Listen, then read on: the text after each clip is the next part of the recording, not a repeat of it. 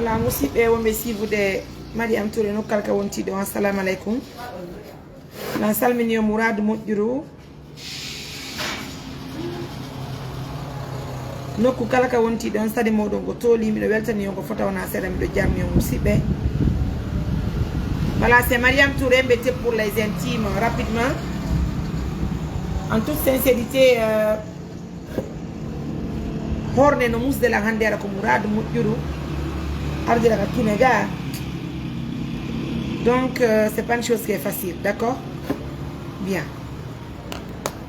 Mais donc je suis obligée de vous informer en temps réel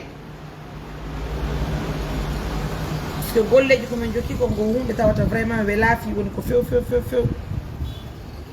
woni welafi few ko adi kon taw musidɓe c'est pas facile franchement min ni habbe la mi nodditay yo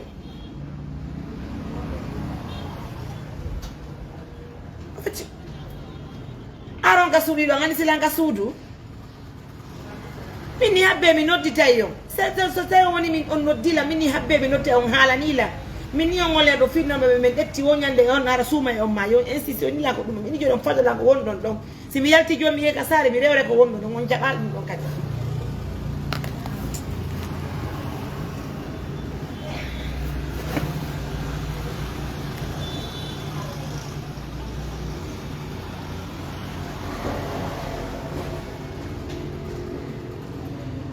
Madame Moussibe Oya Fantola, nous calca wonti donc je vous dis grand merci. Chérie, je te jure. Adulo. Yekara dio yura yana la wotto gono parce que insister à parce que donc je dois sortir maintenant, pardon.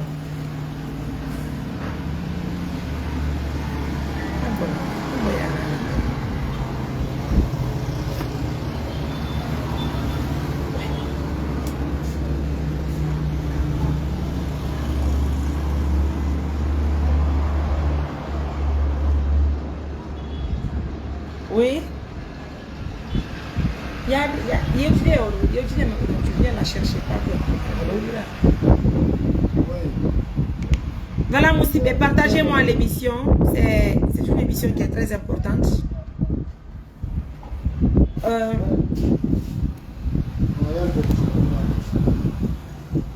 ne sais pas pourquoi elle insiste à venir.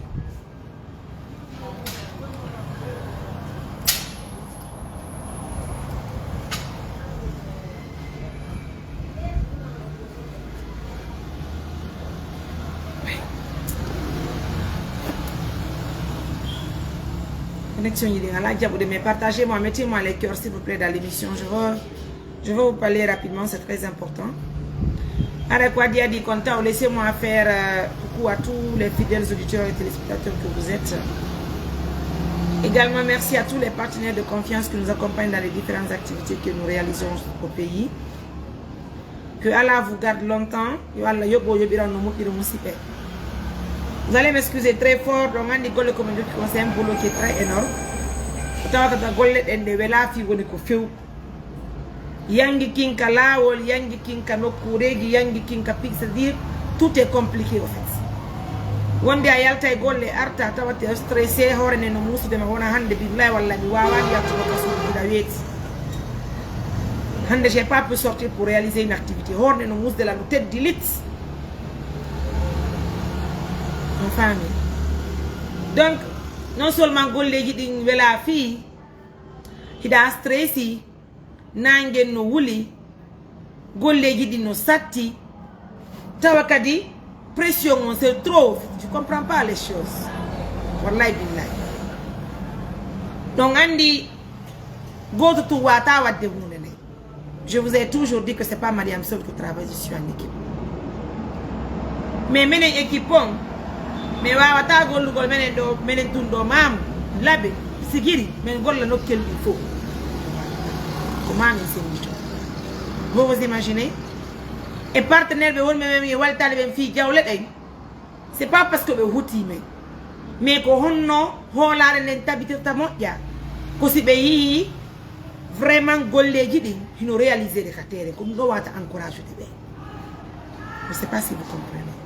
Hanki wani yari men ala mamu hanki yari me de lawol dabula ko dabula men golli hanki mais arto de o kiki do ko dabula men Johnny c'est dit en un mot je vais vous dire pourquoi j'ai fait l'émission mais par la même occasion il faut la ka di expliquer ngol wobbe gono ton de comprendre les choses.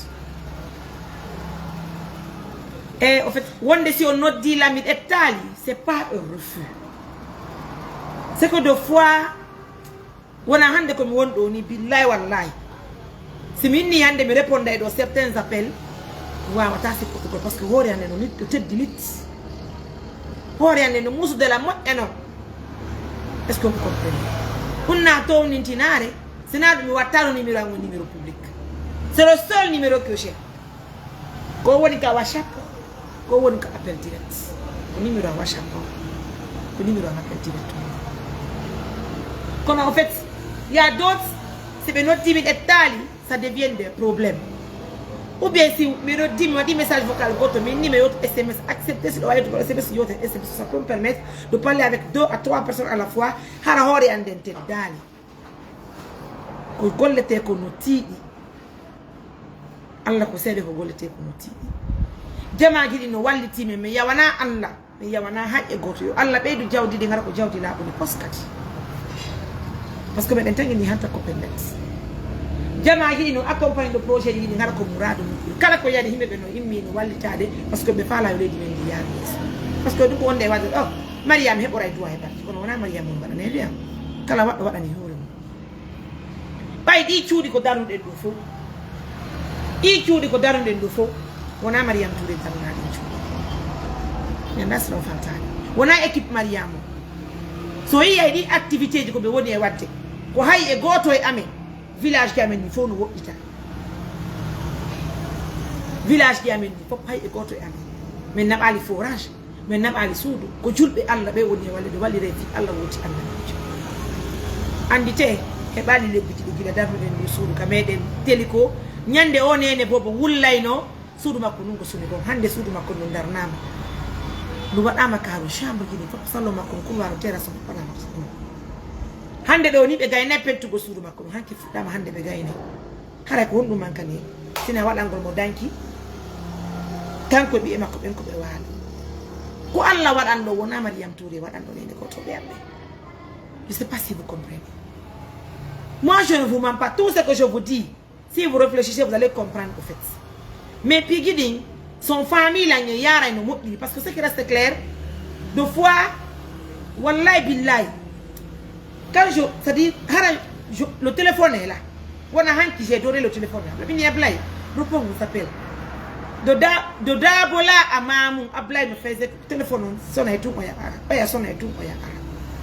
Oui, je suis d'accord avec les gens. C'est l'amour qui fait tout ça. Mais c'est mignon, belle hanki qui ne prenez pas le mal. Andi c'était woni mi yalti lankanange le soleil est ardent. Hay clim etata auto parce que langue no wuli hamma aida. Hanki men fo men gibbiti ndiyam ko men yeyi dabola e gennange men gayni gollude men immi men arti andi si men arti joni men huntike mi repose que même si c'est 30 à 40 minutes men gagni nafugol là je peux recevoir quelques appels har kadi wona appel ci il faut parce que vraiment sans vous mentir le wadde mieux en fi satisfait ko jama gidi faut comme il y a certains sont frustrés parce que mais ala wade yo to mais la faute ne vient pas de moi même certains partenaires bon lay billahi ils sont obligés d'envoyer ailleurs parce que appel dit une oudi mais ne l'habiter appel dit donc la faute ne vient pas de Mariam. C'est de Mariam vraiment tellement que comme weltani jamaaki je sais même pas quoi faire et quoi vous dire. On peut dire di wela fi andi ton kadi simi wi golle ko mi yaw to wa dabula hanki bi ari tay wobbe no habbila kala itage ga mulu futuro tay futuro yuti fayda il faut que mi doga mi ara mi kippa parce que on a wodi yo ko mi kippa ta fi on fi modian on t'a mabbe quelque chose comme ça. Vous imaginez Pigidi no mélanger donc Pigidi wela fi oui Pigidi donc c'est vraiment compliqué au fait. Oui, on va parler du texte tout à l'heure de l'abbé. Je vais appeler ABD de l'abbé là. Je viens. Mais il faut le temps à l'angole. Combien de fois les choses sont surchargées? Oui. Oui, donc, Ce matin, Minoïne de Horne, nous mousse de la mode, et Hande, quand même, je ne peux pas supporter les activités, franchement. Malgré que je vais à Portugal, comment il y a Johnny, là, de Honno, il y a Johnny, et ka Makiti. Parce qu'on continue, je me suis attendue, mais non, je l'ai chaise, pardon. Donc, on dit qu'il y a un corbe. En partant à Dabolala, j'ai fait escale là-bas, j'ai pris les dimanches, et comme moment dernier. Et par la même occasion, je vais te dire 8 partenaires de Benfo. Parce que Hanki, je vais 8 partenaires de notre Belambé, si puis je vais dire que je suis soumayon, mais il faut que ça est-ce qu'il y a un habitat à Soudou, si vous n'avez pas que donc il y a une école interne de Pépé. Est-ce que vous comprenez? Donc, il y a un problème là. Donc, sur ce, on doit sortir 160 feuilles de tôle. Et dans 160 feuilles de tôle, donc, malgré que Horne nous de la mec, comment John mi yalta parce que oui, mais les gens disent c'est comme ça, c'est 160, 1 million, 1 million 600.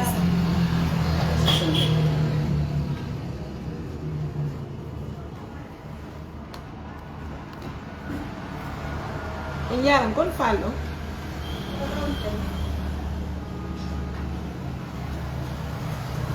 Comment on l'a nous dit? Qui économie la no million insiste de parler million habola mini fi non bebe ni ne ngala te tugo ko suma yo ni ko si suma yo mai min occupo non kadi fi non ben kala tan andi simen so simen eti yo non ben kala tan ko wata do suivi to ko men ya ni le suma yo ben occupi kam te ko na kala o ipi di wela fi no ina do insiste parler wasi min yo do ya no aro iyon ka ando wona salary ni woni ko be hande orde no musana ko wadi mi yalta mahara mi yaltino tawatano laga suduga simini tu fadela mu accepter fado olla parce que non ça veut dire on a salaire en fait ko ba on insiste ni habbera on insiste on ni habbe on insiste ta salaire jondo ni on tio ni yeka laptop eno ni wa tanya ndo ko mana ba mon kona men le sibe na ba ko na ki ko mana men jokka taw si mi wa ekito ko golle ko ni me yagal ko daga laptop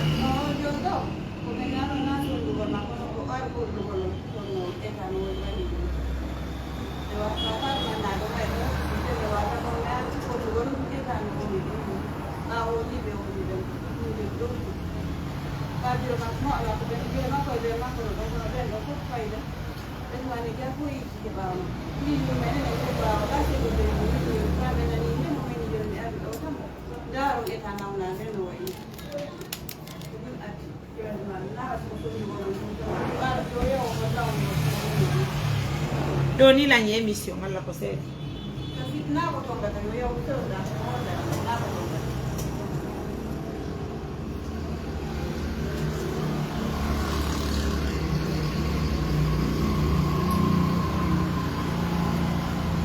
dale donc ay so yalti dina nunga émission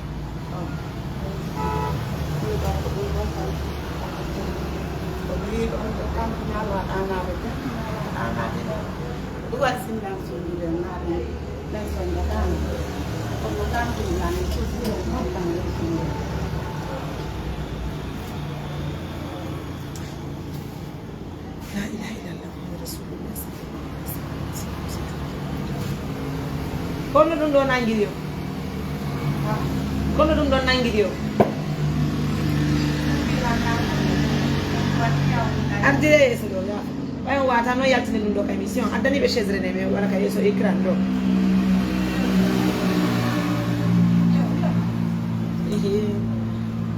Pone no yalti dum ka émission. Kono yalti tan no ka émission. No wata yalti ka émission. Ma be couper ka émission ko ka no ma wodi. Wata yaltine no pigi ding pigi so di de émission.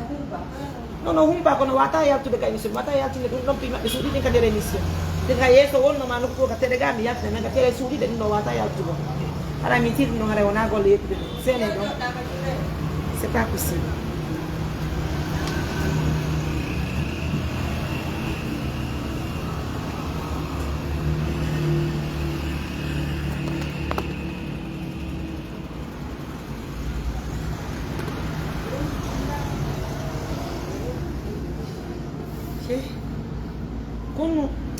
Kono nangiri on Nangila ara no wa dia mun ayatla. Wa no nganyare. jindi demo kalaptan diam ya kitiya go kalaptan benen ye kata do tella min do ya do wa eko e joni la lekkere bukal ye no mi jinde ndal kalaptan di konakiri woɓɓe kuppi hay kuppugol on simin kuppi fay tin kadi yalta e nder mum mi jindi ɗon ha mi acciti yawgo kalaptan mi jokki waɗugol lekki ɓalam mi yeeyɗe balɗe ɗo tamsare mi yeeyti toon kadi ɓurki fay tin mi arti ɗo mi ari ka docteur soirée o joni goye min gaymi yewtude o joni ɗum koye ɗe balɗe ɗo mais waɗi e ko woni temme o fof hewtinde rendi o joni lan ɗo tikirɗi e comprimé e ndiyam wi kono ɗum wotenata ɗum wo fof ke ɓinrewta konaki ka ɗum woko ɓen ɗo wawi ñawdugol ɗum ɗo e joni ɓe windi kayti numéro ji ɗen ɓe jonnira nane kay ɓaymin yewti kawo ɗon to o noddiran on yomi joni noon har yewton ɗo numéro min natom ga radio rural yawɗo kono ko ɗimmoɓe amen woni toon ko ɓen men tawi kon awa mi jerdi e mum ha komi jogui kon fof lanni yo nda e moodi ɓay koye koye mari koye lam mari nawe kono jam ɗaata honto moodi mo woni moodi an feƴƴini honto yiwɗo tolo men yi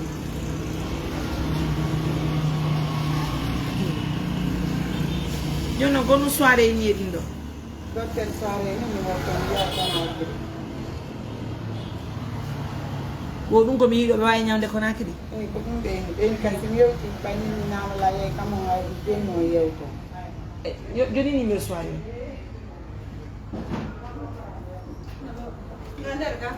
eyi heno kay kayti o koye mo windiɗa kadi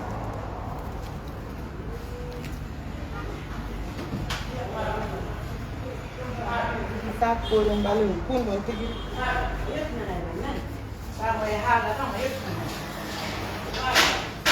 nani émission kala ko haalɗon ɗo yaltiten min ndi an mbiɗo émission an pay ko kana moni haalani kum addi kum sikki ko ɗon numéro arga subhanallah ɗum ɗon c'est compliqué de ɗum ɗon c'est compliqué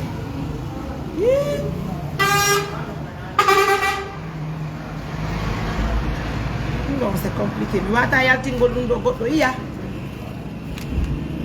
ɗum ɗo le hay mi yaltini ɗum ɗo joni joni Facebook taw wakata ko tawa émission ara onon tigui kadi déjà kadi no kadi moƴƴanama mayi nawnaji bono toon nde yiyotako few few few few few oui soirée ça va ko min Mariam oui day jam mi recevi patient joma woto ɗo soirée wasfi Allah nani soirée an kadi haalana modi je viens de recevoir une patiente wiwɗo ka montonde oui justement mais en fait min nato mi woni elle est chez moi maintenant là en fait mi falani go quel est son problème parce que min komi yi kon ɗo je peux pas présenter ça en émission pour là je suis en émission mais mi wata parce que tere suuɗi ɓen ko en fait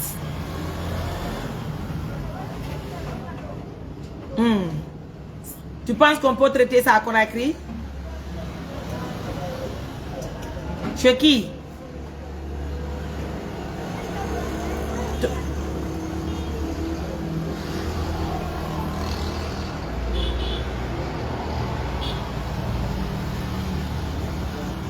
la dame est quoi?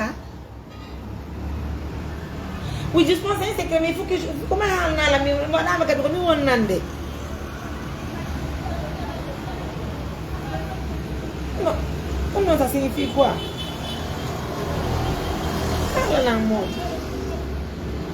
Oui, justement, mais comme il y a longtemps, il y a comme il anda, comprends ma situation.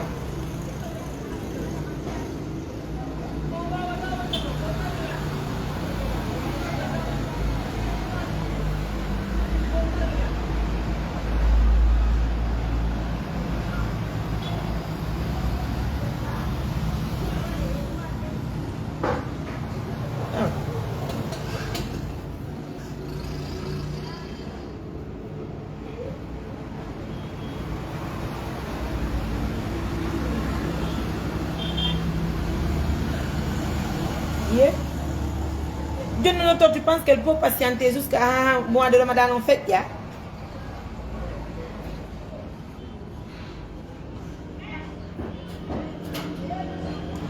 Tu peux m'aider à voir le numéro du médecin là?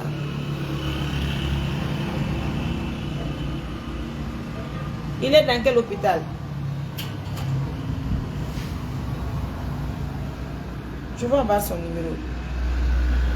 Je vais le demander. D'accord, merci.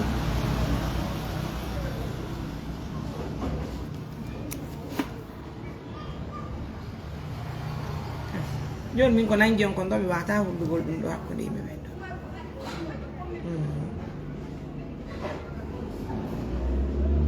Wawata.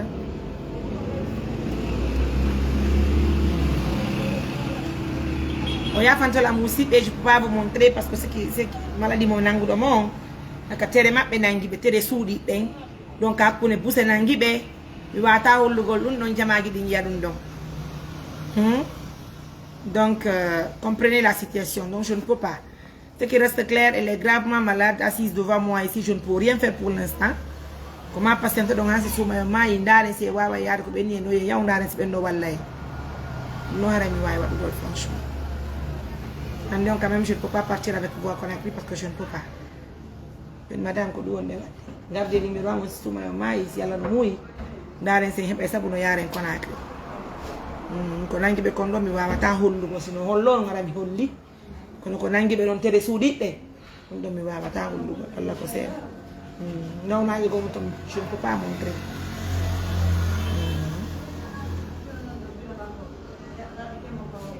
Ko non non joni fala ɗo madame si nde ɓeraɗi ko on ni biro makko waɗike mo non joni biro makko waɗike mo kon min ko hande yilde gana hande yilde ɓayno wona wonde o min personnellement mi mana ko mi waɗa ɓe ɗo o yi ko o yi surgo mi won ɗon ni si ɗole si feƴƴiɗo joni mene laɓɓude ɗum no bureau amen on to ko woni ka bureau c'est de 8 heures à 16 heures hara mi lani mbeɗa sifatani kadi goto par ce que fiɗini ala fiɗini ɓe laafi ayi tele woni bureau makko waɗike mo joni ko ma a wonon arduɓe ɓe makko yaadon e makko so yaadi e maɓɓe so suuma yo maayi wi o nodda si Allah no muuyi ndaare si sabuji ɗi heɓotona eɓe kala tan ɗum ɗo mi waawi si bureau maɓɓe caméra ɗi hono bureau mo raɗani o hono bureau mo raɗani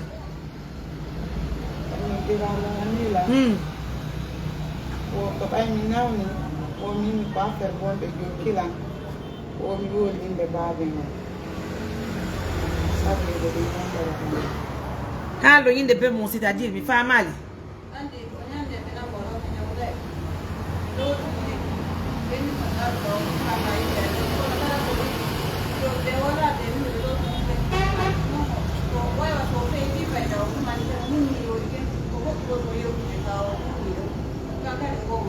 o haala honɗum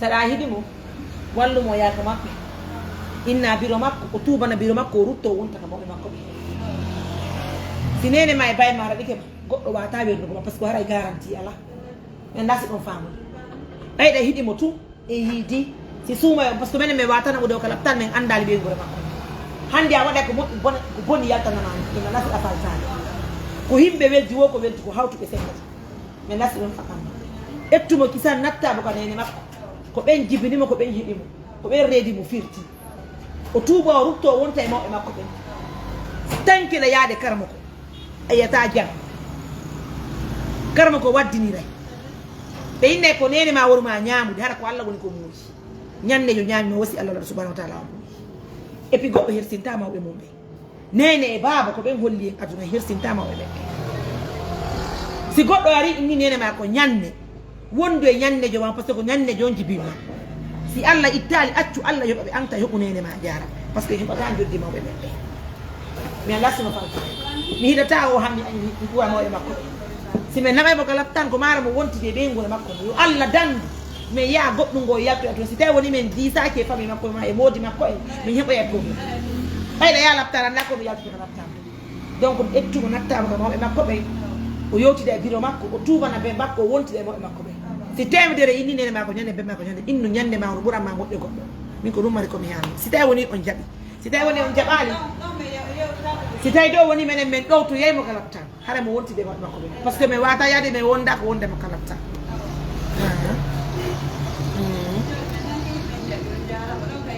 ko ɗum ɗon mari komi haalno si tawi woni o nananila jaɓane lanɗo himɓe ko weldi o ko weldi ko hawtuɓe sendata mi ɗala yo mi ɗaynata on gonga no weli han no weli kono billahi wal qouran si tawi woni nene ma ko ñande a pi nene ma a wari nene ma allah wulan ɗo ñawoyte ko warɗa ko nene ma jara ko nene ma e ben ma ko ɓen ɗo marɓaɓe towana han kadi e modi bo ma on si tawi woni modi ma a feƴƴini wondu e nene ma e ben ma hoore teddugal ko ɗum ɗo mari komi haalno jaaje mi ƴala yo mi ɗaynata wallahi ay tu on ari hanka suuɗa ko ɗum ɗo mari komi haalana wallahi waɗe ɗum ɗo nayon saati yo allah dandu so goɗɗum heeɓi oɗo ka suudu mum ko billahi wallahi saɗi yanangayyo nattemo ka maɓɓe tubano yumma makko e ben makko ɓe wontide ko kamɓe jeyno enen ko wawɗen ko ñin arta après wawen ɓe wallitata mo wondi makko très bien en famodiri kono joni habbimi yaade ko kan nan wata wondude nde nawnaɗo la waali an tigui andi programme on galle ma fi affaire on ñande yagal hadde kippala la waali ɓe nde ɗo nawna eyi kono ko ɗe balɗe ɗo ɗum ɗo waɗi gila mi nawni nde heeɓi enna e lebbi ɗiɗi gila mi nawni nde nawna lan dindudude mum ɓay lan joguiti mbuuɗi lan gollirde ha hewti ko an kollanni simi immi ɗo mi yeytolo ka ko Conakry mi wonno ko ɓay mbuuɗi andi lanni simi ari ga min mi ɓe wallitolo ko ɗe balɗe ɗo kadi heɓali a yontere gila ɗum woni ɗo minni joni mi waltoye ɗum ɗo lan soñji mi mara fusnomi guerda bobo yankoye ko togo soy andi toujours ɓe mi yeyta fay mi ndaara heɓɗo o wallito o wata yiyaade ɗum jangalle e kono min mi anda o on andala ko wol ɗon ko mi weltike on andalan mi anda o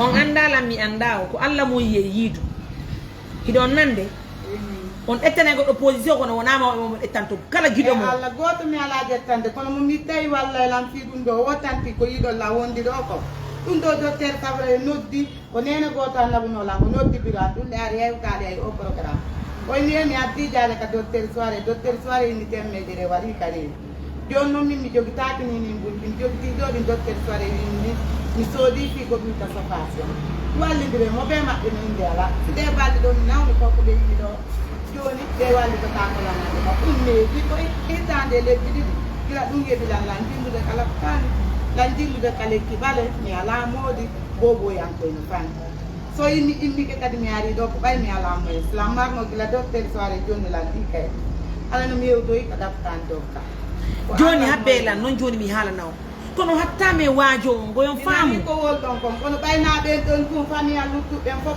kono on heɓatawa nene habbe lan heɓatawa kono museni ɗiɓi wondi ɗo ndi nena gandana allah jangalle nane komi yewti o mi nani ko yewtuɗo lan toon no mi yewti o mi weltori kadi toon no mi yewti o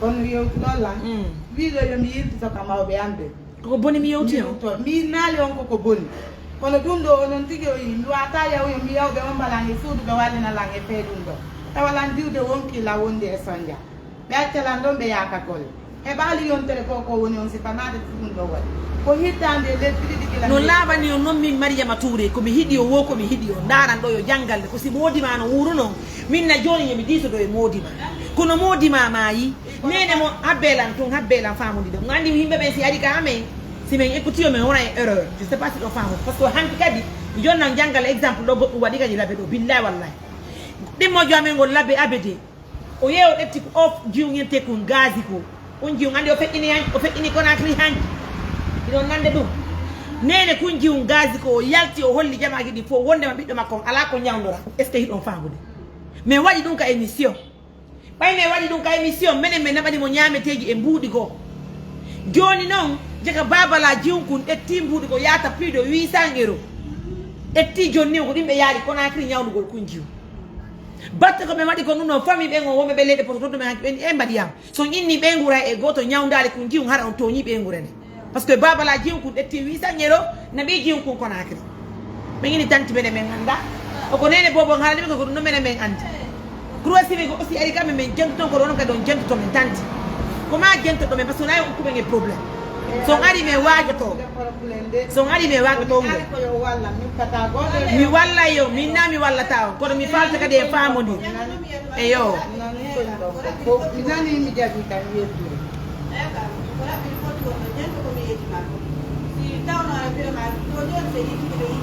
si modi ma go mi no wurno mi altano fi baw e ma ben to pay ko ngango ko matolo mo jogi la jogi numéro di makko la jogi nene goto be pay ko ma ko wawa ta wondirde amen nene ma jara no wudi bobo ma baba ma bobo no vous comprenez les choses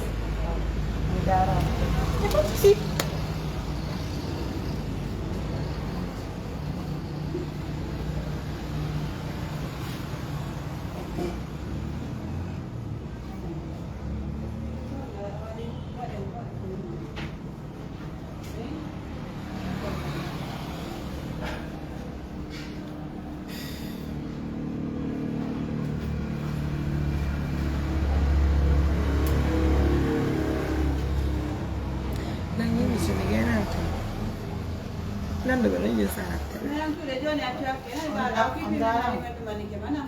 no problem ala min ko mi ala ni ko na problem si alla mu isi suma e mai si alla no muy e na e mo kala mais à condition hara men diso de mo e makko be hande ko wondo ni mo Musa yi mo fala walle go kono se wattali mo fere nyande gore ni so yo alla dando e ni se joni imaginez-vous min ma hanki problème mo billahi walla ko be gayni hunta ko mi hirte bi appel be lede porto be ben la marian ko teddugal ma si onere bobo inni ma o nyaundaka ko fami baba la ma ko detti ko junne mo lede nabi mo lede non ko na ti nyando si jum ko fitti joni yo alla tan o do ko nawnare man men detta o men na ko na tri wodi ma ko fitti ni men humondira nene makko men humondira e ben makko men na amo ko na men nyaunda mo goddum go yalto ya ton men artira dum honto naka no e men artirta kuba simi inni o jabu yoten famudi si te woni mo nan ay anko wonda no sere nan la keto je jamo ay ko weldi jo ma ya don ka nene makko o tuba na yummay o inna jonni no kuna woni do nene ma si wadi na ko an heboto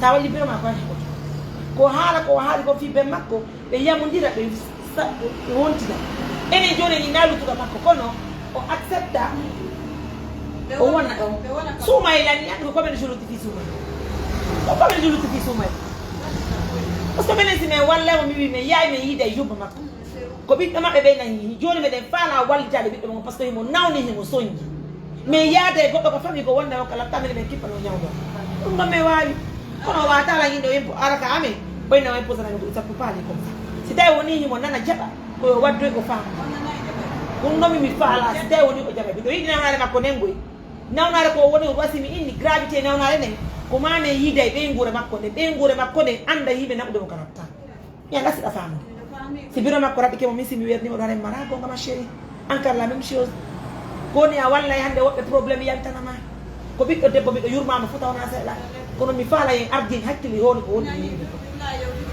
ay ko hanki men hebi haala fi kun do bay ko me fuddide hebude haala mi ndaari mi tawi wobbe go a walla ga wontana ma joni si o jabi ruttade o yittike go yeytolo so noddila mi yaade équipe ko mi yamo e makko be si mi yimo e makko be men yowti men faamu tiri si mi yimo e no salade e wallu gollo mi la ngani ko dum e tatu yeso kono tanke mi yidali ko mo e makko be mi anda yimo ko makko be mo woni hara bigidi be laafi ko nawnare ni wattane to hakki ko rumi faala jangal e faamu diri ko e faamu diri joni da yittade anyi o do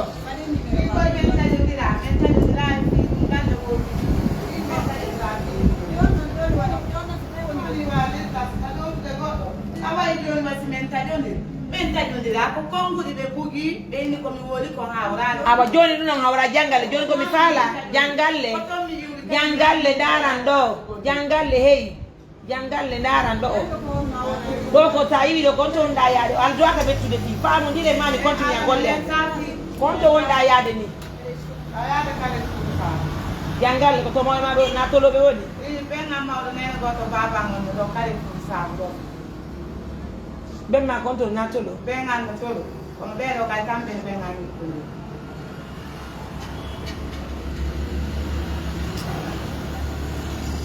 jangale joni ko non de wadde so joni me yirta so jabi no yewte den jangale famudire mi fokkiti mindi joni joni wone do may wone don tu wone do jangale habu menen ko ɓe arɓe Thailand nawno ɓe woodi yen ɗum ɗo tumɓe ni joni hawranaade ɓe ko woolaa ni joni jangalle o hiddudo woni ko saabu ɗo jangalle la yittaade tan mi yiida e ɓen ammawde saabu saabu kala pour saabu ɗo o yawoye noon tolo hannde kama yaata toon tan mi ala yaade tolo joni aɗa ko saabu ɗo wonda yaade illa yaade ɗon mbiɗenoɓe kamɓe kaynen gattoon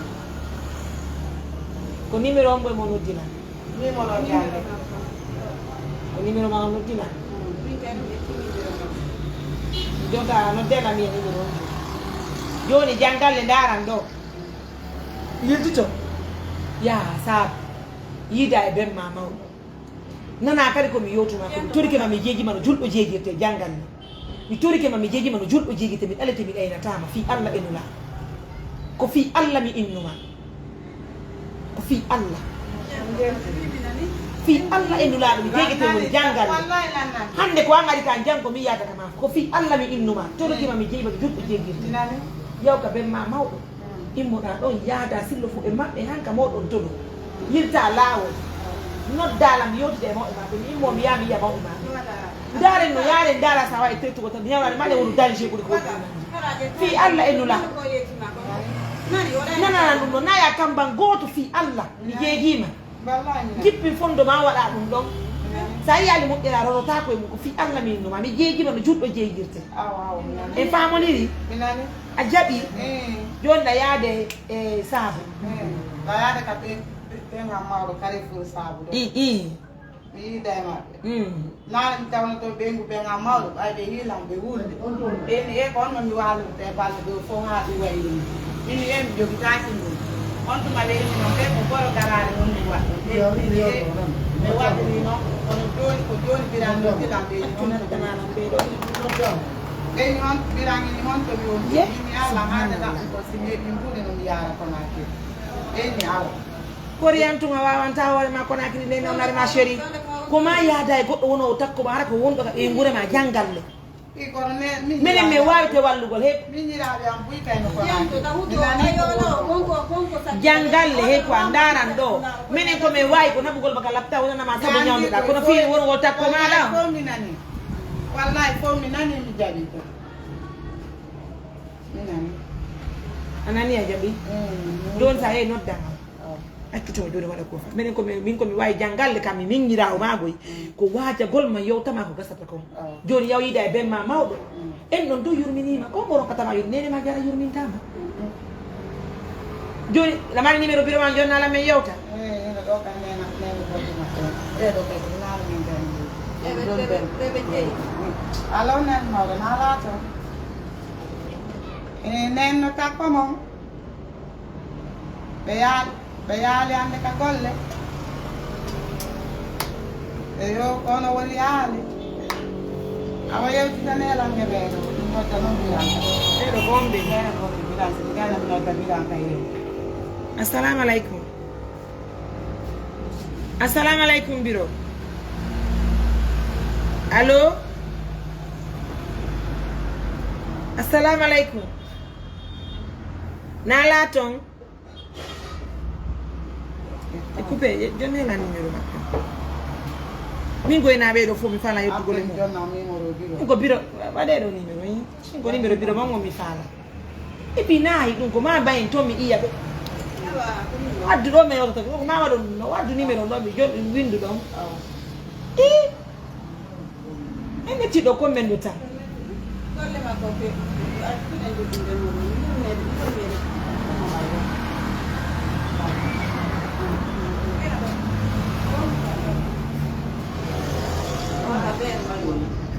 on ngal ni an ngal ɗo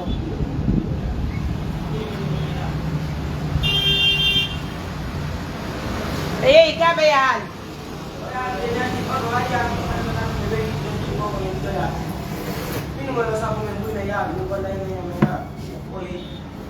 ani sina émission mono ɗo ani simi yottinoma haala anin sene ko ɗum wawi sa yittitaki yanɗamo ari o ƴogoña naka sikkuɗa anani hi na joni o yewjogo ya ndiyanda an ko ɗum nanguma memi yaksu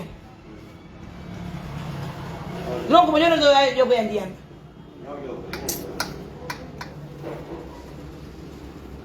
Andi numéro, c'est-à-dire. Non, mais c'est pas possible. C'est pas possible.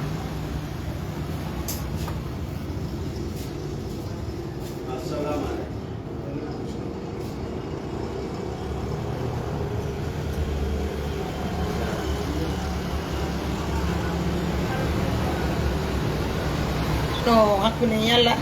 Tigi dindi wala fi de wallahi.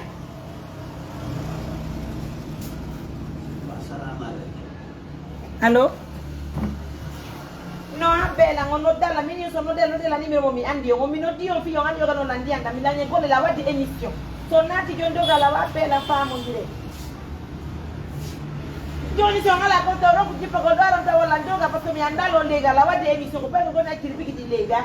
Joni on ari on tipo che on gadio yo yoga na landi anda.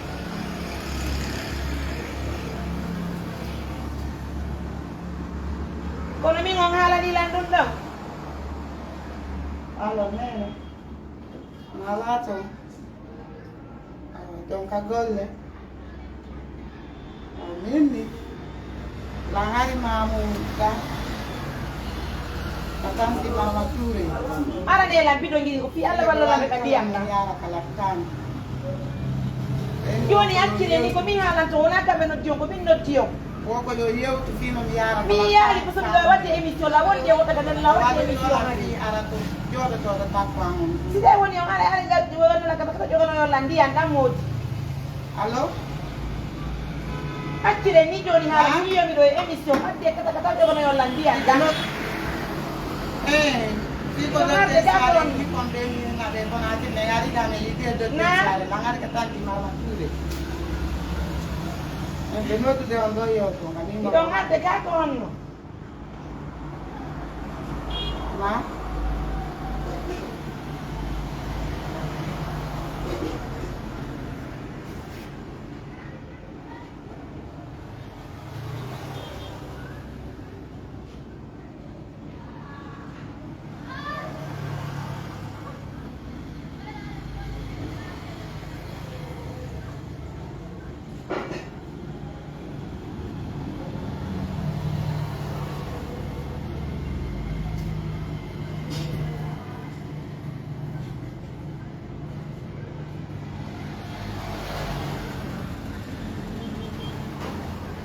Fiye so ko si mi noddio min yo ngar golla non la ko ene mardi hala wona no e fay ko mi wi la nye emission nane ko mi hala ni on ko mi do emission lan do ga mi do wadde emission nane ko mi hala ni on ko modi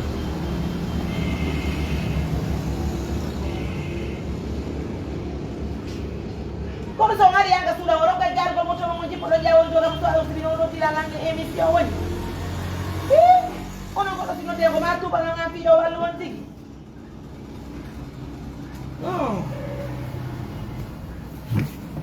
Ini cantik uji wala fiala me odara bedara to hambe ala bi jam lan dianta.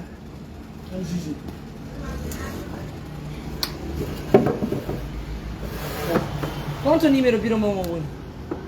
Ino mo do no bijo ko.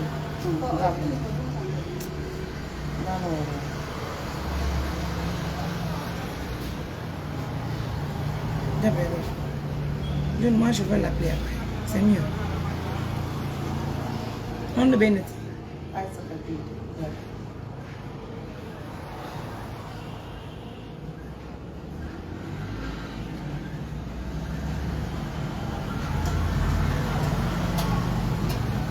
John mi not there. Yeah, mi not there. La émission, John, mi not there. Ay, Nathan me pardon. Nathan me c'est bon. On dirait. Ah, c'est bon. Mi not there. Voilà mes amours, comme vous le constatez, nous sommes vraiment désolés. Nyale, kono. Jantin.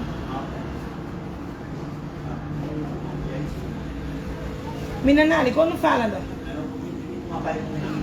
Na?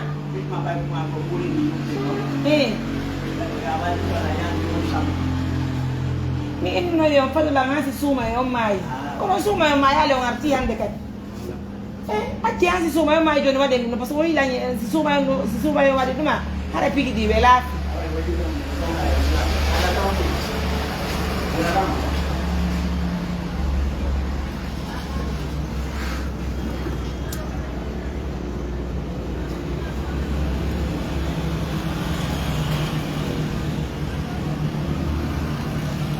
mes amours, merci à tous. Je disais que voilà, partenaire de Goa, oui, Walitadem par rapport et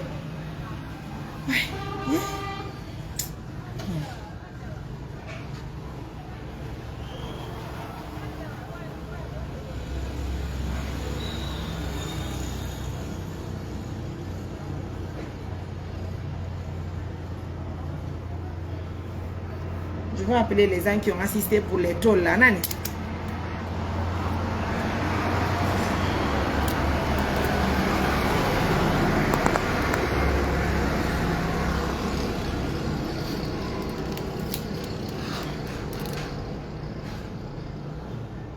Je vais appeler.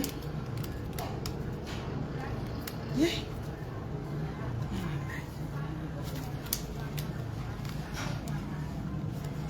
Mi fa ndo ay no dugol be partenaire be wali ci ben fi tol jeden.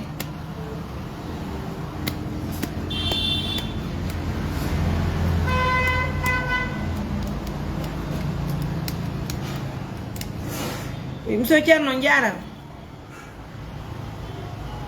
Voilà. Donc aray inde mo jobere man den ko honno.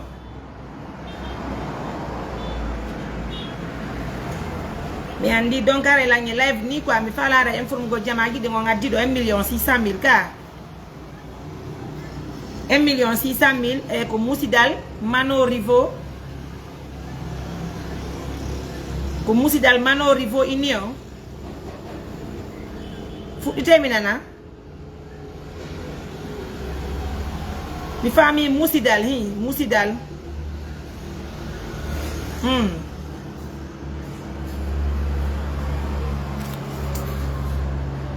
abede resta ligne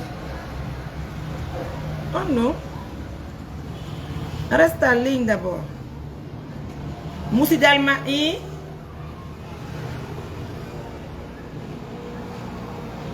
ok, musidal mano riva union adani un montant de 1,600,000 joni en halti e fotti ye nabir di doga sodu gol tol jeden fi école me don ko be ne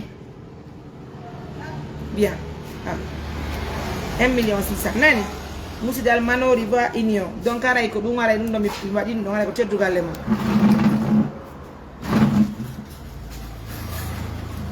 nasi joni musidal mano riva union wonbe Allemagne adani un montant de 1,600,000 fi wattu fi tolje den ka meden kobe bien awal barka nani njaram bien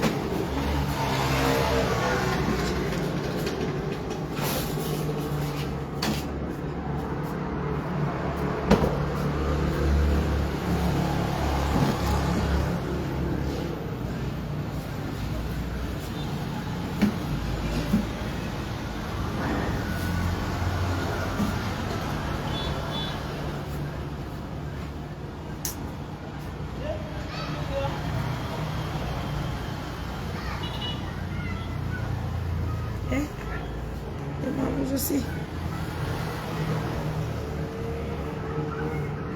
musidal mano riva union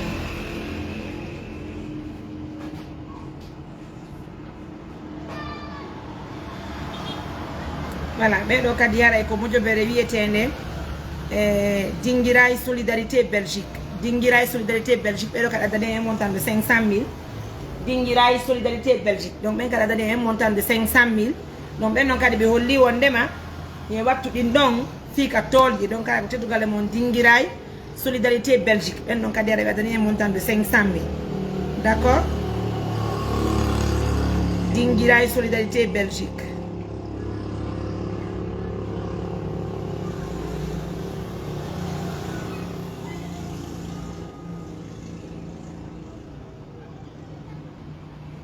ɓe kadi adduɓe o 2 millions là ils sont trop en fait.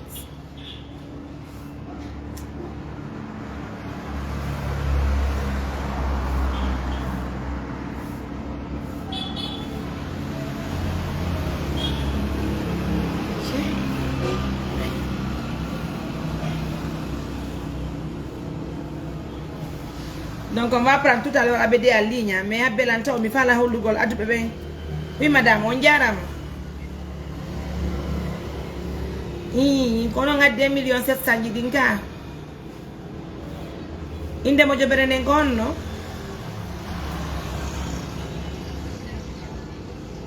La fierté. Ok, jonera en haldi wonde ma men detu inno men nabe la fi so go tolje de ma yare pe ko no hatu ngini mu ne.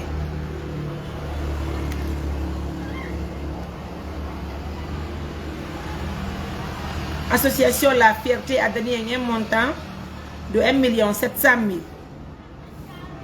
Quand on a mangé de monde, en masse, France, en masse, France, 1 700 000. Ok, donc à la journée, donc à des filles. Je suis en live, madame, je suis en direct, je veux informer jusqu'en fait. Donc, avec 1 700 000, association La Fierté Amnas, France, né? Ah ouais, on dirait mal barka yalla yop on nani.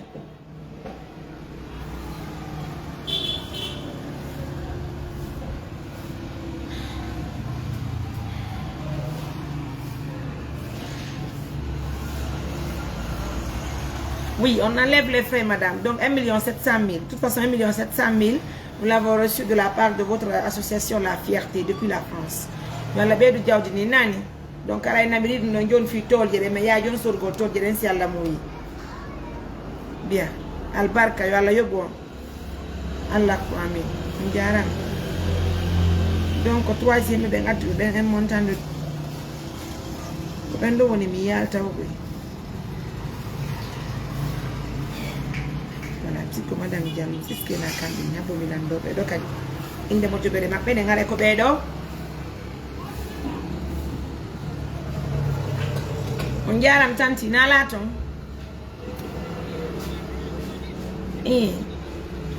awa ko 2 millions ngati don ka inde association mon gonno l'association des belles femmes de Tours.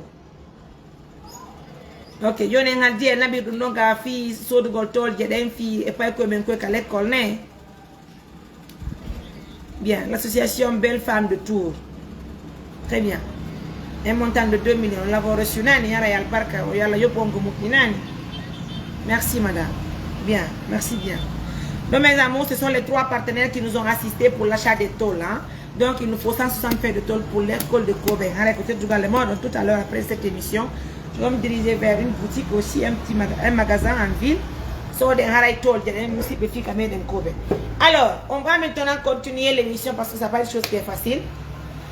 12 yonia, John Nodden Abede Labe, Oyotae.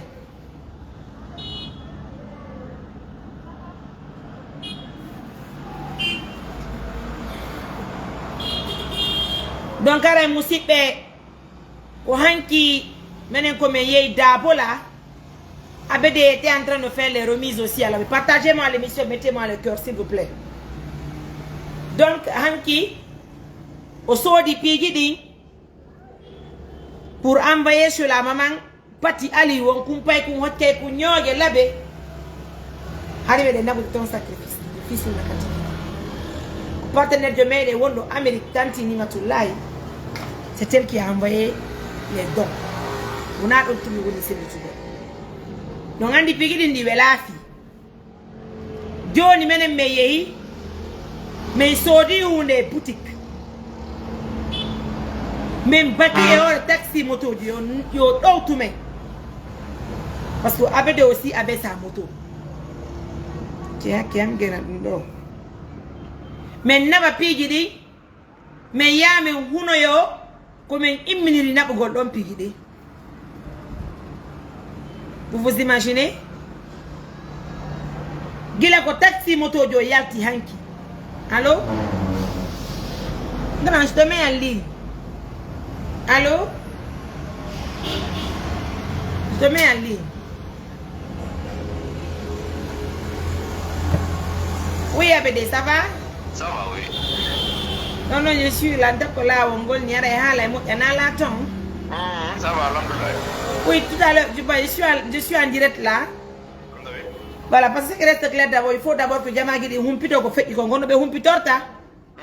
Parce que tous les partenaires qui nous envoient les dons, c'était un fait qui n'a pas de sacrifice. Si ce n'est pas des cas particuliers, Exactement. donc c'était parce que moi hier j'ai fait le compte rendu pour dire que nous avons fait la remise à l'abbé et ils vont avoir la vidéo. Même si la dame n'en veut pas faire la qualité de vidéo, on sait que reste que qui va encourager la dame, que c'est une vidéo mais on dit bout ma pédie no quelqu'un. Exactement. Quand c'était oni Johnny, bout din na ba mai so di nyamete on hewtal e on laari jama gi di gonto bout yaal.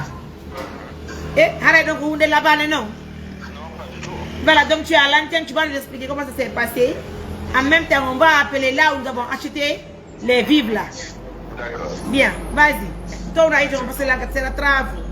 Ok, kono woniri wano famille non anki harimido doano yade wano 2 à 3 familles fina bangol be vivre ji dum ko donji yurde ka musibe même tawata ko iko be sengo kajana niri.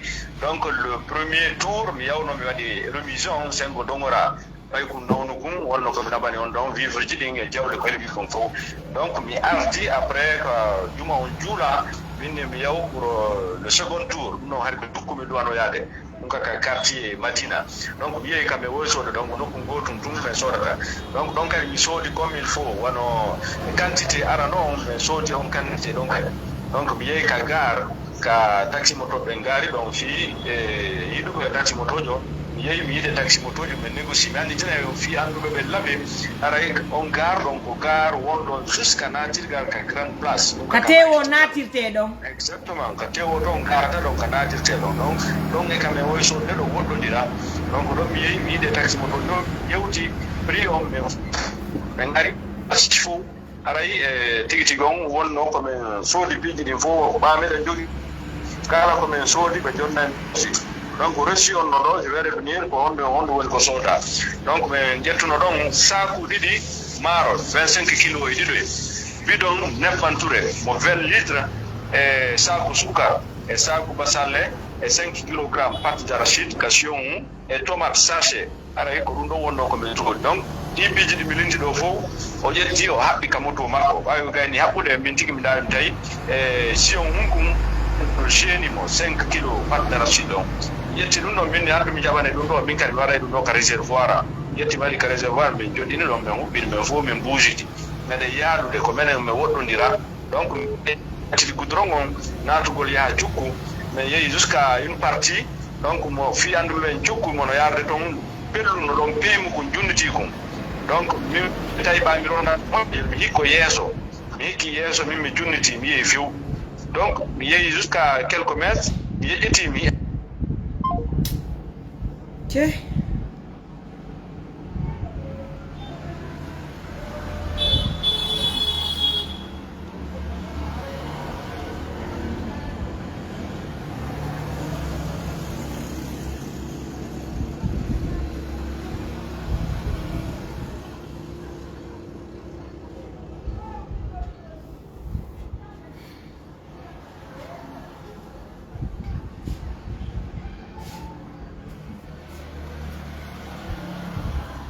Ya non kadi happe tawa men gayna wadu golluma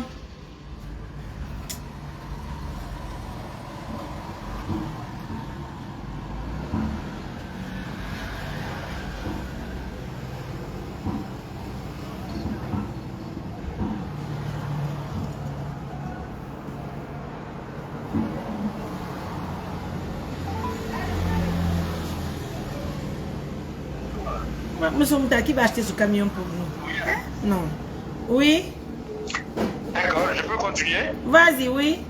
voilà min joni bayi mais majjutiri certainement joni o yiltiti mi arti haka men sodi ɗon gasa mi tawa mo artini ɗon ngal yari ɗo mi landiɓe min ha taxi motoji mom yaadi o muɗum wartali ɗo min hi min ya pas de problème ɓaari fuɗɗini ɓuɗe 17 heures 18 heures ko suma e min joni la yiltare ka golle donc so artoyi ɓawan joni ɗongal ngal o firtay wallinano en ɗo onon jetto en mbuɗi mo yoɓomo kanko taxi moto jon sa mi yoɓitoye on parce que ko janggo bimbi mi arandoya ɗongal ngal ɓeni a pas de probléme woniri noon ha kikiɗe ɓe ɗon daalila min mi noddiɓe en personne min on no taxi moto jon o arti o artano ɓawan ɓeni min ya pas de probléme joni e janggo bimbi hande bimbi ko ɗon mi fuɗɗori mi yeehi mi landiɓe ɓe nde hani o arali donc pratiquement j'ai déduit min o haray c'est intentionnel aray o yaaɓe on par ce que gilande ma hanki 17 heures 18 heures ha bimbi ɗo aɗa yiɗo gasa ɗongal ngal ɓawa wandi ngal yaha ka yata ton wartiray ha ka o gaari ɗo ha ka o rondingal ɗo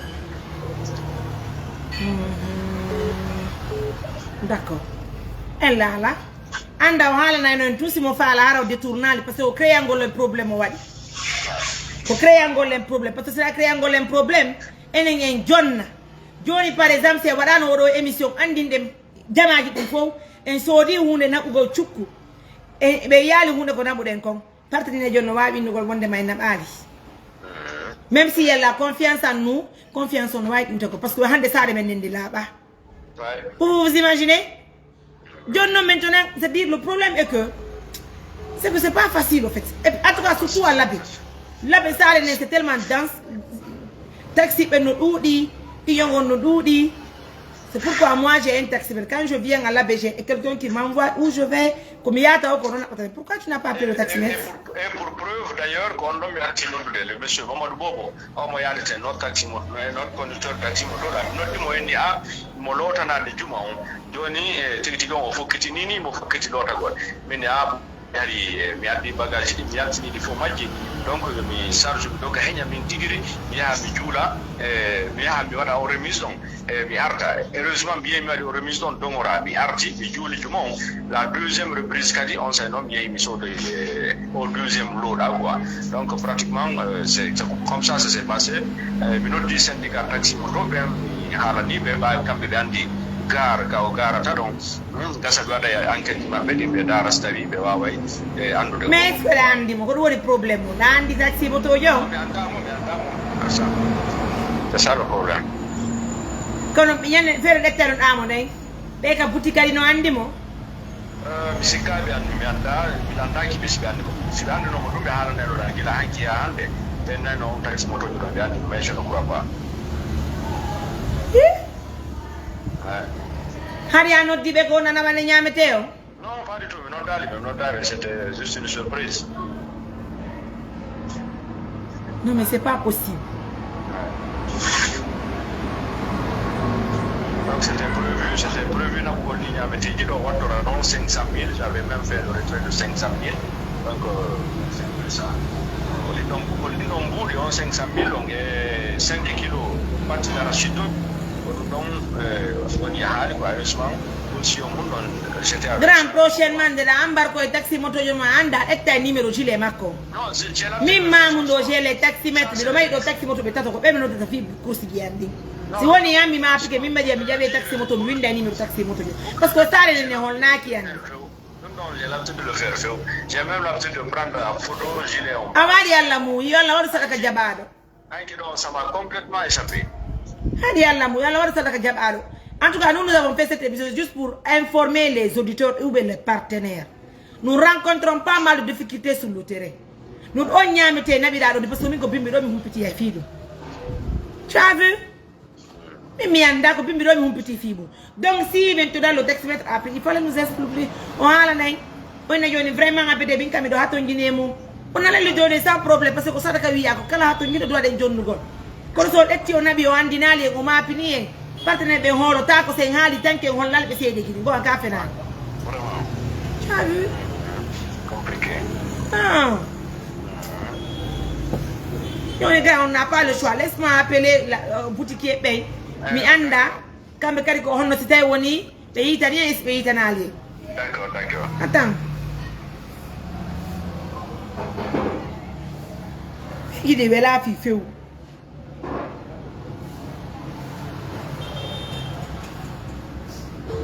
Jodi, vous parlez des critiques. Mais comme que nous sommes comme on est terre, mais on diara comme Maria. Et John mi fala wadde on do ka li nani.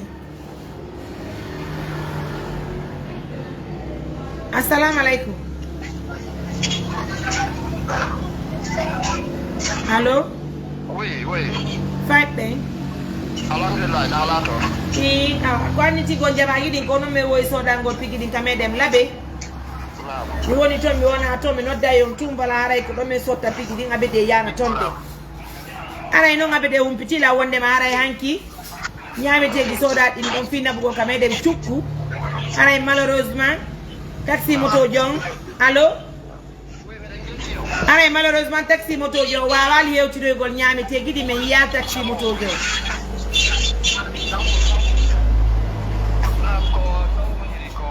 Anki wano odo anki o taxi moto jodo wadi ko ngaldini men tigi on no ngaldini men ngaldini sare labene fo parce ko o ardo ko Mamadou Lamarana Diallo miete o ardo sodan dom men ma saku jido samo e saku sukkar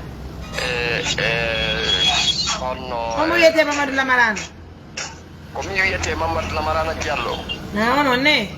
Na mi do tande on non che no fejjiri no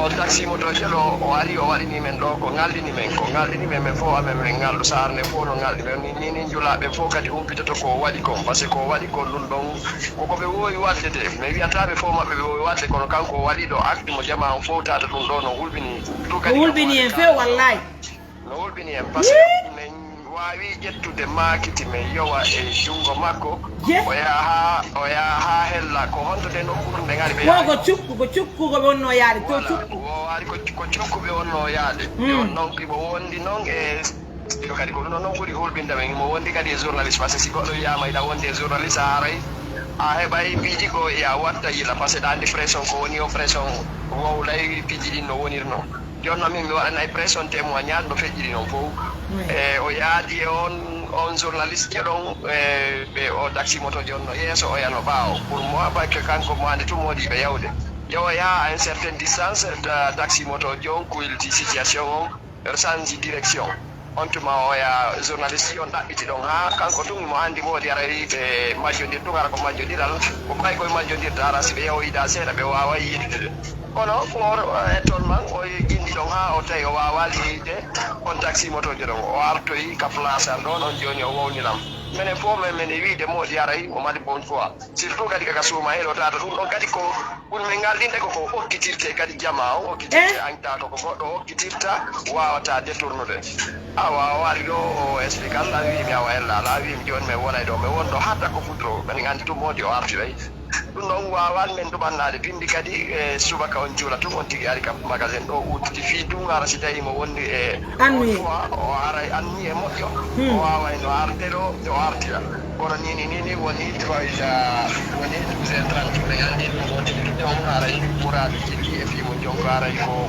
wujjade on ɗum ɗo ɓay woni ha midi fewn ɗon ko midi 30 o artirali joni ɗum ɗo no ngaldini men fof ko ɓuri men ngaldinde koko hokkitirte kanko o wawi wujjude joni an anni o laayiɗa ittude sadaka naɓa jonna jumɓe ɓen ka suuma e ɗo tata mo taxi moto wawata ƴettude ɗum ɗon e lawna few par ce que syndicat ka taxi moto ɗo syndicat on ɗo mi waɗi to e maɓɓe mi wowniɓe mi wowni syndicat on ɓe ka presse ɗo kadi alpha o Oumar Sadio tigui ɗi o ari ɗo o acciri ay numéro makko o wi vraiment ɗum ɗo ɓe ƴawnay ɗum ɗo ka presse ɓe yewtati ɗum ɗon haray ko ni haaji o feƴƴiri men fof miɗen ngaldi ɗon gani probléme kon to woni o himenen laabe min gollida e yimɓe ɓe goa kono ɓe woni golduɓe ɓene sendiri jamaji ɗi par exemple min simi e laabe mimo mari taxi moto jo e janna e l'école boy kono mo mari moto makko mo golla e village ɗi fof fayɗo kanko tan ɓatana mine mari taxi moto ɓe ɗiɗo laabe sina ara ɓe occupi min mi jaɓata goldugol e wonɗo o few on faami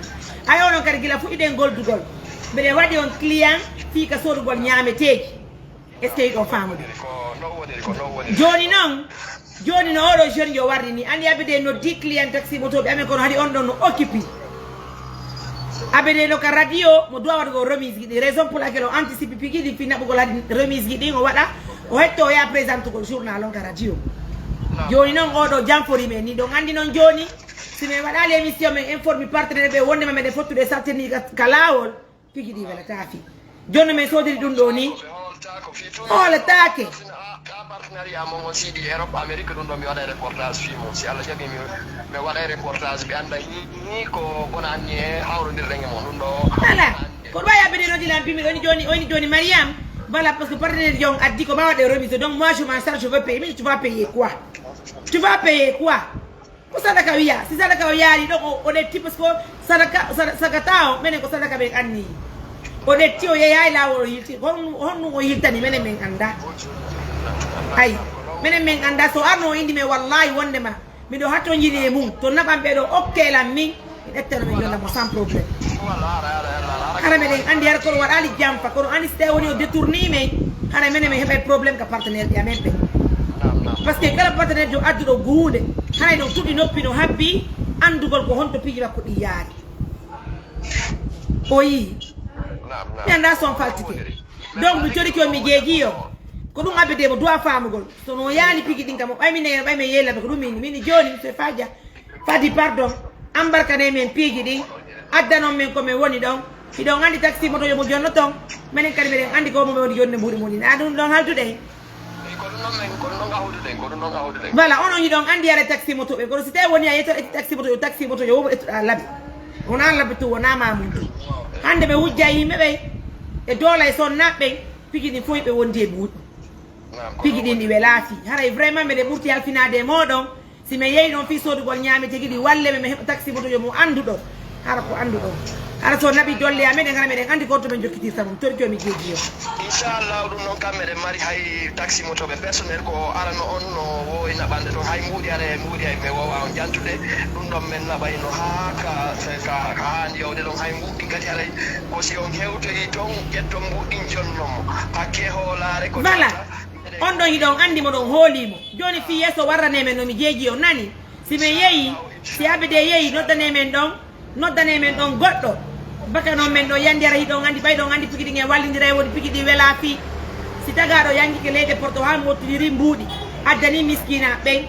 fuji dum do yowte ka jonna don honno nan do buri mo jugol no ko dum don haani ye ko dum don haani ko tigi ko dum don haani dum do kan galdi ni me fo ni me ko non ko wadi do o hedde kanko tigi on dara o tawa o heddi dum do e tigga dippele tongoy donc anni ko waltagol miskinaɓe kanko mo anni ororray ko woni lorra ko pula fuuɗo wi ko kendare wotere ɗum ɓinim kono noon kadi aray yoɓe faamu wanaɓe fo ko ɗum ɗo wayni abede moɓe détourni on ko labbe woni on non ko journaliste jo anda ɗo labbe andi menen kamɓe anda kamɓe labbe siɓe yetto no gasa menen hay menen no gasa ɓe naɓoray men par ce que pigi ɗi ɓe laafi oyi joni ara men ɓurti alfinade moɗon min lañi émission si mi gaydi yo mi noddita ñosi Allah muyi ara mi tori jomi jeejo ɓe ɓurti alfinade mo si mi yeeɗon fi sodugol piiji walle men heɓa taxi motojo dara ko deeƴuɗo hara hiɗon andi mo hara o janfotako ɓe mi jeeji on nani inchallah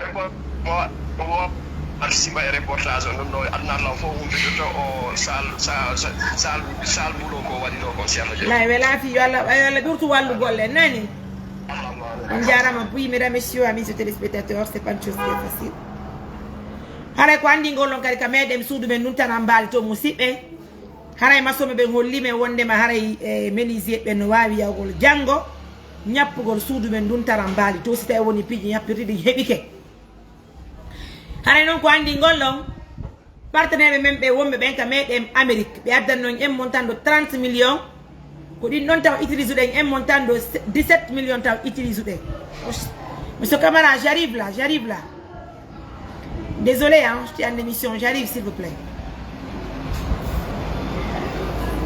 mini on jippole dolañe émission ƴiye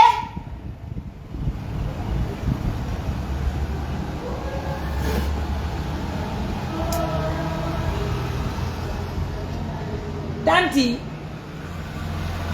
jaray jippo inaɓe o jippole ton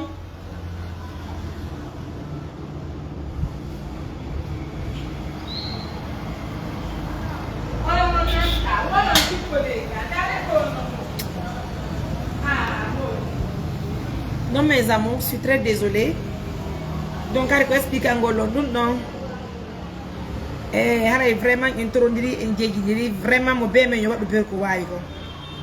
Menen no wo taxi moto be mamun do. Men etta be tum men paka be hinno no ane men. Man ka pigi de jokka be han ko me yaka no. Nabe kan no wo taxi moto be de parce que taxi moto be wo be na ko be popra be bilane be wora ke ame. Be na bana men nulay be.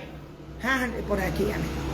Kun andi ko wobbe no tonno muddi wobbe no tonno boni. Inna ko labe fo boni jamais de la vie.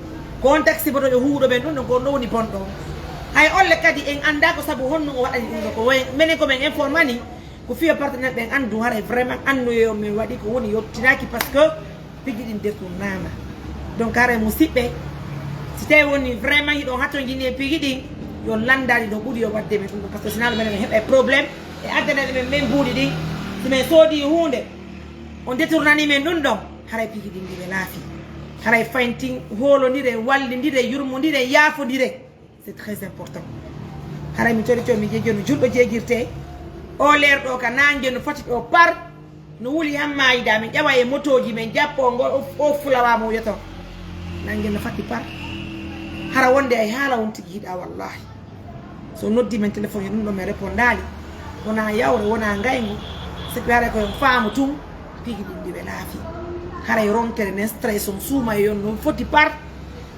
donc haray on fadoto si woni huntama yowte ka telephone buri e moddude bay don haray mo be men no jebbili haray juuli e huntike en juuli e naafi en tabiti seeda yowte non non hara seytan wo jokkali mo kala ko andu don on noddi men en humpodiral yon andu haray ko sa yo woni weeba wona salaire wona bungo wona manti so nani mojo be assistance alimentaire d'urgence ko barki di Yalla julbe Yalla be ko julbe be walliti en hamojo bere ne yaari yeso no yaarude yeso wona dole Mariam Touré wona dole wumbe ben kande ONG nderton ko dole mom onon partenaire be e Allah subhanahu wa ta'ala masri muuyi bigi de yaari yeso haray me de welti be den jarni on julbe jarnirte musibbe haray non bay halala nata hande mi wawal wadde presque activité wallahi on mi yaltude joni mi yaka sare va penser à aller acheter les tôles là pour Kobe haray kala marko fere jakka wallito e soden ledde den madriyeje den fika meden tode fika meden Kobe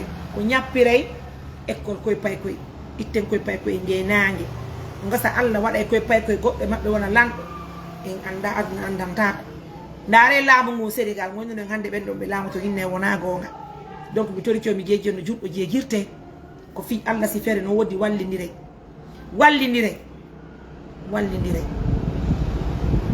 wallindire yurmondire so ñebi zakkaji ton so ne ledde de men nyappen e ko lonkobe o e hebi do mbuudi do yide yaade calcule ndare ko tolje do hawta do so de si tolje den hawri aw te woni awrani walto do yen timinen tolje de madri yede nyappen e ko lonkobe haray si avot honneur haray kala teliko hande nene bobo bi do tangini hatta ko pellet si yanki mo wulude hande himo jalde bay sundu ngen darni en crépi en nyappi en plafoni e wari installation kura e wadani mo douche makko hande hibe wadde peinture makko nene goto biambe ko mankani mo ko danki e butu parce que tuuti makko pigi makko fa ko ay sili bu bobo makko ko yaltani kan so pigi makko fo no sumi kan so balla woni ko muy julbe Allah be walli wona Mariam Touré darnando ko nene bobo on darnande o yaay hande o weita o waalo haysi danki Allah ko seede si peinture ngayni hande loto yalla pos o weita ka leydi wada katalo waalo ko Allah woni ko muyri ni nyande wona fedde si kadi feere hebi ke soni mo danki ma guutu kanko bi en ko be waalo hare ko Allah wada wona Mariam Touré c'est ce qu'on appelle faire du bien c'est ce qu'on appelle faire du bien mes amours je vous ai dit mi wi bulbine fop o lerdo ala songi do ndiyam buri bulbine den nyane ko be defata disata kaaji do ko 330 000 ndiyam mi Mariam Touré mi sodi ko defira kondo 330 000 on fami doni mi hala ni o min Mariam ko mi won do ni j'ai même pas de forage chez moi y a pas de l'eau ndiyam ala arde pompi few ngala menen ka menga sede o mi hala na lion papi ko do jippi do wan ngol ndiyam kata kata mari tayla ngi émission hubbi kata kata makko o nangi dawo ngolo ye bayo be jippaki kanko ngo yehi non ande. Et pourtant, tous les jours, presque nous recevons les cas des forages et autres. Moi-même qui donne les forages là, moi-même, je n'ai pas de forage chez moi. C'est parce que nous Allah on est comme nous. On ne peut pas enlever la volonté de Allah. Et Wawata est de contrer Allah. Je ne sais pas si vous comprenez les choses. Vous comprenez? On a au fourrage, nos partenaires a souhaité qu'on le fasse à l'abbé. Donc on doit aller à l'abbé pour réaliser le fourrage. Donc c'était au niveau de Fono Gentien, si vous avez les moyens, pensez à donner un fourrage à ce grand quartier de Mamou Boubini. C'est très important. Donc, je vais vous laisser. Arami Akiti, on me fait ma émission. Oye.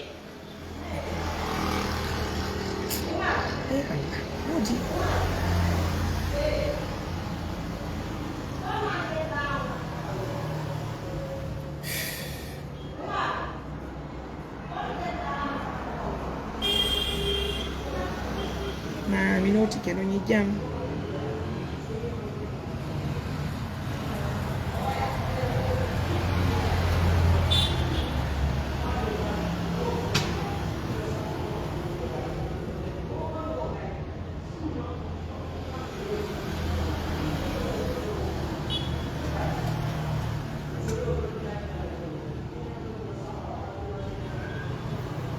Allô?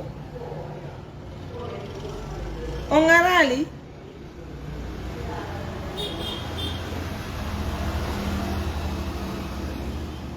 Tanti Cissé. Oui, mais on a dit que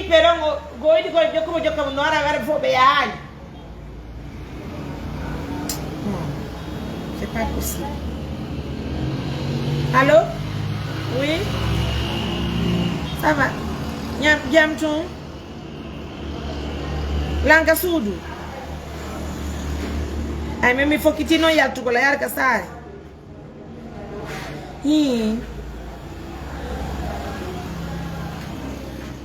Konto wondon ni.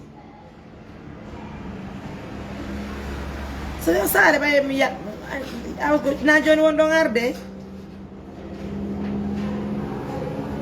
Abo joni ntayla ngama fotte kaduma hanno ka leer bi ci mi do abbiya.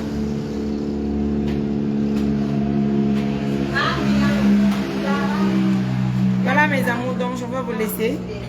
Merci pour la fidélité et la confiance. Prenez bien soin de vous.